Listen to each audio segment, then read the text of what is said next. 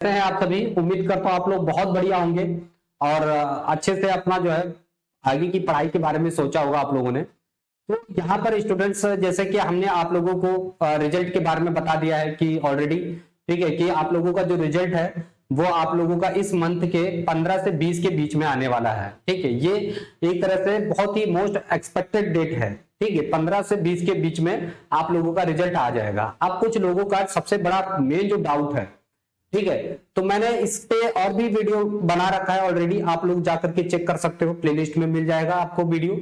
मतलब क्या प्रोसीजर क्या है कि सेकंड एग्जाम देने के लिए, ठीक है, कि इस एग्जाम के बाद सबसे बड़ा जो डाउट है, तो वो डाउट ये है कि इसके बाद एग्जाम दे या ना दे, है ना। और बहुत सारी चीजें जो है इसके बारे में जो लोगों को डाउट है वो क्लियर ही नहीं है कि किसको एग्जाम देना है और किसको नहीं देना है। तो पहली चीज, इसकी बहुत सारी कंडीशंस मैंने पहले ही बता रखी है, फिलहाल एक बार मैं शॉर्ट में फिर से रिवीजन करवा दे रहा हूं, रिपीट कर दे रहा हूं, है ना। आप लोग वीडियो वो देख सकते हो। तो पहले वो लोग इस सेकंड एग्जाम को दे सकते हैं जो फर्स्ट एग्जाम ऑलरेडी दे चुके हैं। ठीक है, जो फर्स्ट एग्जाम ऑलरेडी दे चुके हैं वही लोग अपीयर कर सकते हैं यहाँ पर। ठीक है, तो फर्स्ट एग्जाम उन लोगों का होना चाहिए। ठीक है, पहला एग्जाम उन लोगों का हुआ हो तभी वो सेकंड एग्जाम में बैठ सकते हैं। सेकंड एग्जाम तभी दे सकते हैं जब पहला वाला दे चुके हो। ठीक, और उसमें 33% आपका कंपलसरी होना ही चाहिए, मतलब वो पास हो सभी सब्जेक्ट में। ठीक, अभी यहाँ पर क्या है, हम लोग एक तरह से इसको समझ सकते हैं इंप्रूवमेंट के लिए है ये। ठीक, तो जिन बच्चों को लगता है कि जैसे मान लो कि आपका यहाँ पर ये सब्जेक्ट हो गया पेपर फर्स्ट है, ठीक, पेपर फर्स्ट ये और ये पेपर सेकंड है। ठीक है, पेपर सेकंड है। पेपर फर्स्ट में मान लो यहां पर क्या है, मैथमेटिक्स है, क्या हो गया, मैथ हो गया, यहां पे मैथ है। और मैथ में आपको फर्स्ट पेपर में आए थे 72 और सेकंड पेपर में मान लो आ गया आपका यहां पर आ गया 70। तो कौन सा नंबर लिया जाएगा, तो ये वाला नंबर आपका लिया जाएगा अगर आप सेकंड एग्जाम में अपेयर होते हो तो। ठीक है, और मान लो जैसे इसी तरह से साइंस हो गया। ठीक, साइंस में मान लो आपका जो है जो फर्स्ट पेपर था इसमें आपका 62 था और इसमें आपका 78 है।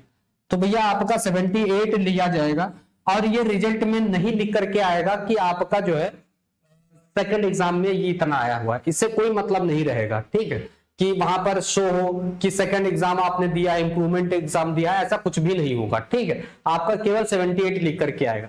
तो इन दोनों में जो फर्स्ट और सेकंड में जो हाईएस्ट रहेगा वही लिख करके आएगा और फर्स्ट और सेकंड उसमें कुछ भी लिख करके नहीं आएगा। ठीक है, तो ये सबसे बड़ा जब डाउट था स्टूडेंट्स का, काफी कमेंट में भी आया था कि कहीं जो आपका रिजल्ट कार्ड है उस पर शो ना हो जाए कि सेकंड एग्जाम आपने दिया है या फर्स्ट वाले से है। तो इसे ये आप निश्चिंत रहिए, ऐसा कुछ लिख करके नहीं आएगा। ठीक है, अगर आप लोगों को लगता है कि हमें जो है इंप्रूवमेंट एग्जाम देना चाहिए, अगर जो मेरी सजेशन है, अगर आप लोगों के नंबर 70 समथिंग आ रहे हैं तो आप मत दीजिए। ठीक है, और अगर आपको लग रहा है तो दे दीजिए, क्योंकि इसकी फीस भी बहुत ज्यादा नहीं है। मैंने डेट बताया था कि रिजल्ट आने के 5 दिन तक ये फ्री है और इसकी डेट अभी तक की चालू थी, 31 मार्च तक की ये फ्री रजिस्ट्रेशन था। तो तब भी आप फिल कर सकते थे जिन्होंने रजिस्ट्रेशन करवा लिया होगा। अगर रिजल्ट आ जाता है उसके 5 दिन तक आप फ्री करवा सकते हो रजिस्ट्रेशन, और ये आपका स्कूल की तरफ से होगा, आपको इसमें कुछ भी नहीं करना है, बस स्कूल में जाकर के आपको बताना है। ठीक है, आप किस सब्जेक्ट का एग्जाम देना चाहते हो, और जो है 3 सब्जेक्ट आप मैक्सिमम दे सकते हो एग्जाम यहाँ पर। तो 3 सब्जेक्ट आपको सेलेक्ट कर लेना है और कौन कौन से सब्जेक्ट होंगे उनकी फीस आपको दे देनी है। 320 रुपए एक सब्जेक्ट की फीस है, 320 रुपए। अगर इसके बाद 5 दिन के बाद छठे या 7वें दिन जाते हो तो आपको 2000 रुपए लेट फीस भी देनी पड़ेगी। 2000 रुपए लेट फीस प्लस सब्जेक्ट की ये पेपर वाली फीस तो पड़ेगी ही।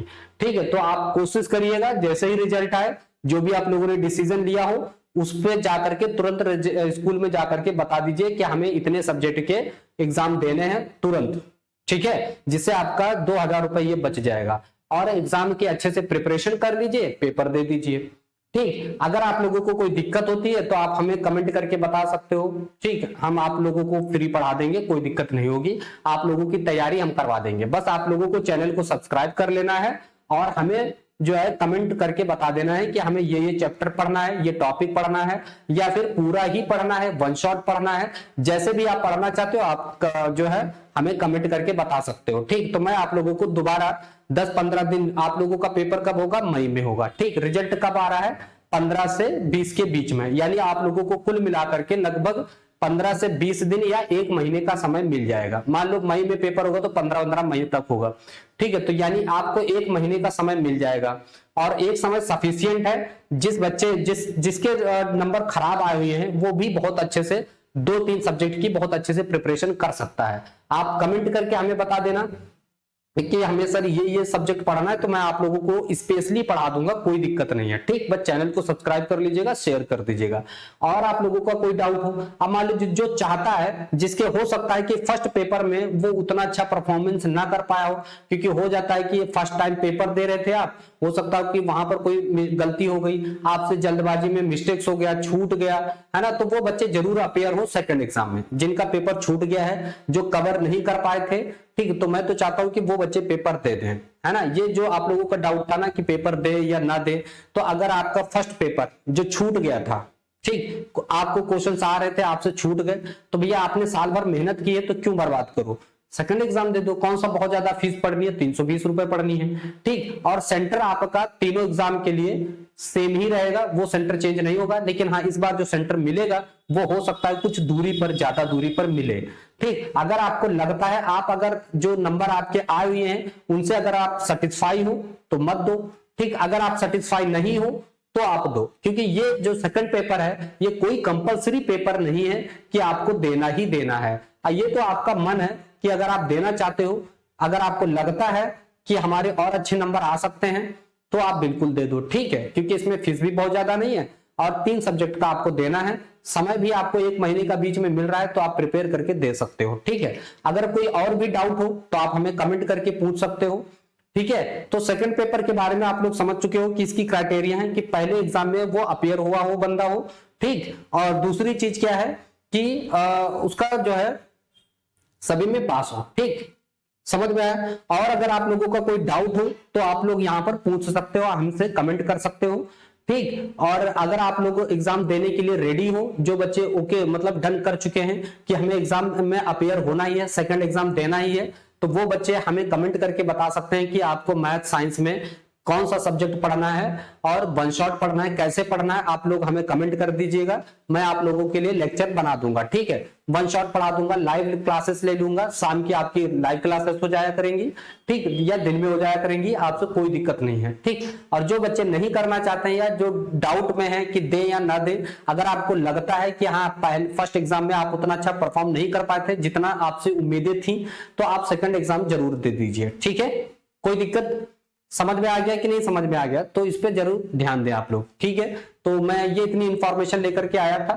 ठीक, अगर कोई डाउट हो तो आप लोग पूछ सकते हो। ठीक है, तो बेस्ट ऑफ लक, मिलते हैं। और इस वीडियो को जरूर ज्यादा से ज्यादा शेयर करिएगा ताकि सभी बच्चों तक ये जानकारी पहुंच सके। ठीक है।